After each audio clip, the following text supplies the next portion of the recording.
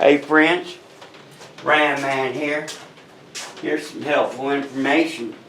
May save you some time, money, and grief. We're going to check out these two Mopar boosters that got sent in. One of them's by Mike Johnson for his 73 Coronet, and the other one's for Spinopolis. He's got him a 70 RT convertible 440. So, we'll just test these two boosters real quick. Of course, they've already been tested once on the stand and when they got redone. But hell, I've taken a booster in and out a couple of times when I was a younger man, and it ain't no fun. So, we're going to do a last minute check before we pack them up to ship them out. So, all of our stuff gets checked at least twice. At least. Nothing more embarrassing. We learned over 30 years ago. Send the damn booster out.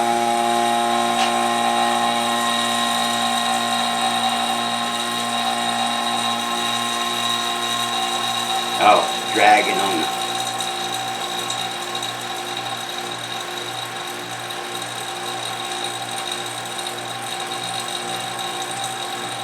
We got a good assist. It's real easy.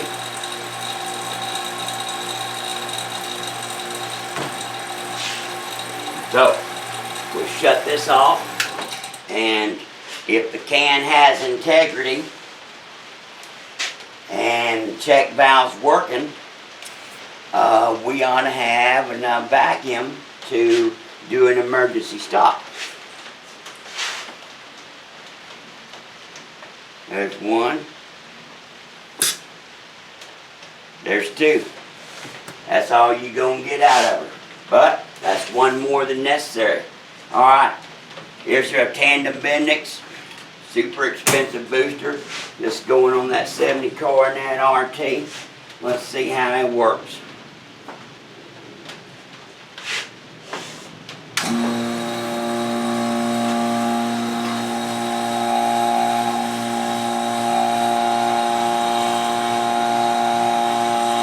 Rebounding well. Of course, there's no load on it with the master cylinder, so it's working quite well. Nice and smooth, and just like this other one, we ought to have enough for a stop.